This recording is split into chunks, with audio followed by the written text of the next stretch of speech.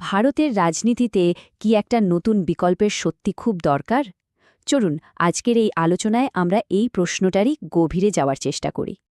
দেখুন, ভোট দেওয়ার অধিকার তো আছে, কিন্তু বেছে নেওয়ার সুযোগ কি সত্যি আছে? ভাবুন তো একবার, দেশে এতগুলো রাজনৈতিক দল, অথচ আসল পছন্দের সুযোগটা কি দিন দিন কমে আসছে?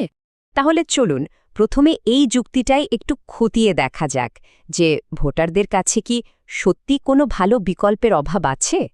একটা খুব চালু হিন্দি প্রবাদ আছে যেটা সাধারণ মানুষের মনের কথাটা একদম ঠিকঠাক বলে দেয়। চোর চোর মাউসেরে ভাই, মানে সব চোর আসলে মাস্তুতো ভাই, সবাই এক আর কি। আসলে ব্যাপারটা কি জানেন, অনেক সচেতন ভোটার এখন এতটাই হতাশ যে তারা মনে করেন, আরে যাকে খুশি ভোট দিই না কেন, সিস্টেমে তো কোনো বদল আসবে না। তাই ভোটটা আর সেরা দলকে বেছে নেওয়ার জন্য হয় না, বরং কে একটু কম খারাপ তাকেই বেছে নিতে হয়। আচ্ছা, এই যে বলা হচ্ছে সব দল একই রকম, এই ধারণাটা কেন তৈরি হলো?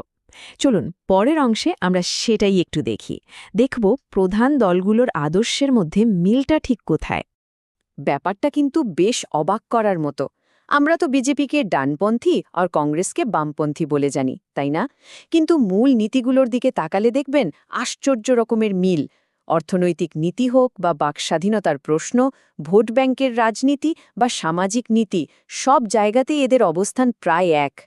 এই মিলটা বোঝানোর জন্য অরুণ শৌরীর একটা কথা খুব বিখ্যাত। তিনি বলেছিলেন, বিজেপি হল কংগ্রেস প্লাস একটা গরু।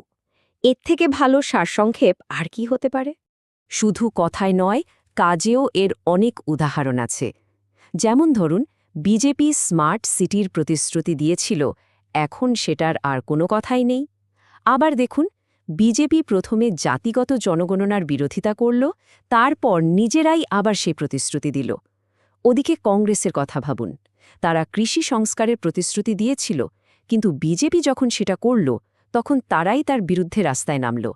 আবার তারাই সংরক্ষণের সীমা তুলে দেওয়ার কথা বলে, আবার তারাই যুব বেকারত্ব নিয়েও কথা বলে। মানে একটা আদর্শগত স্থিরতা খুঁজে পাওয়া মুশকিল। এমনকি আম আদমি পার্টির মতো বিকল্প দলগুলোর দিকে তাকালেও একই ছবি। তাদের শুরুটা হয়েছিল একটা দুর্নীতিবিরোধী আন্দোলন দিয়ে, আর আজ তাদের নেতারাই দুর্নীতির মামলায় জেলে। ভাবা যায়, একসময় যারা মন্দিরের জায়গায় বিশ্ববিদ্যালয় চেয়েছিল, তারাই এখন ধর্মীয় তীর্থযাত্রার আয়োজন করছে। আচ্ছা, সবসময় কি এমনই ছিল? না, চলুন একটু ইতিহাসে ফেরা যাক। একটা সময় কিন্তু ভারতে একদম অন্য ধরনের রাজনীতিও ছিল। আমরা কথা বলছি স্বতন্ত্র পার্টির, ভারতের প্রথম এবং সম্ভবত শেষ লিবার্টেরিয়ান পার্টি। নেহরুর সমাজতান্ত্রিক নীতির বিরোধিতা করে সি রাজাগোপালাচারী মানে রাজাজি এই দলটি তৈরি করেছিলেন। ১৯৫৯ সালে রাজাজি আর মিনু মাসানির মতো নেতারা মিলে এই পার্টিটা গড়েন, আর এদের উত্থানও ছিল দেখার মতো।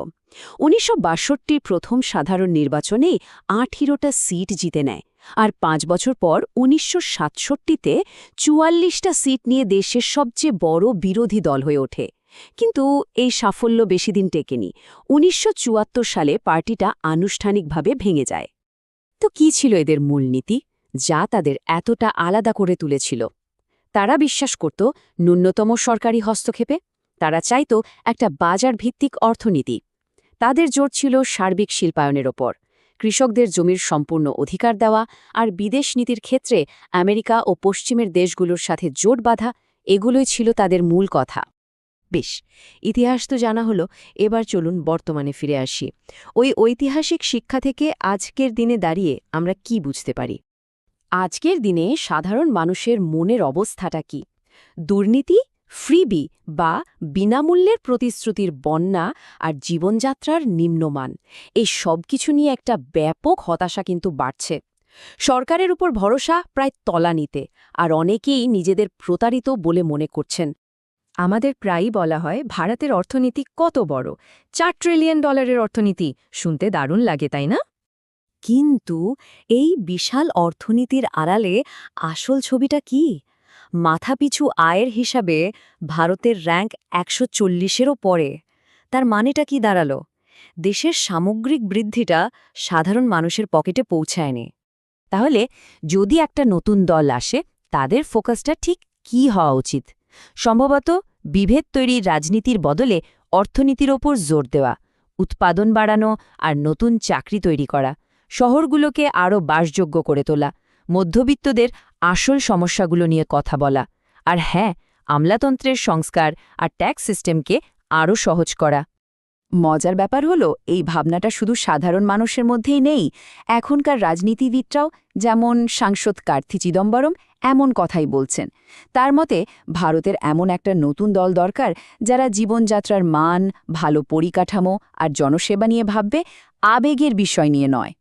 তাহলে সব শেষে প্রশ্নটা এটাই, একটি নতুন দল কি সত্যি ভারতের রাজনীতির এই চেনা ছবিটা বদলাতে পারবে? এই প্রশ্নটাই হয়তো এখন সবচেয়ে বড় আলোচনার বিষয়।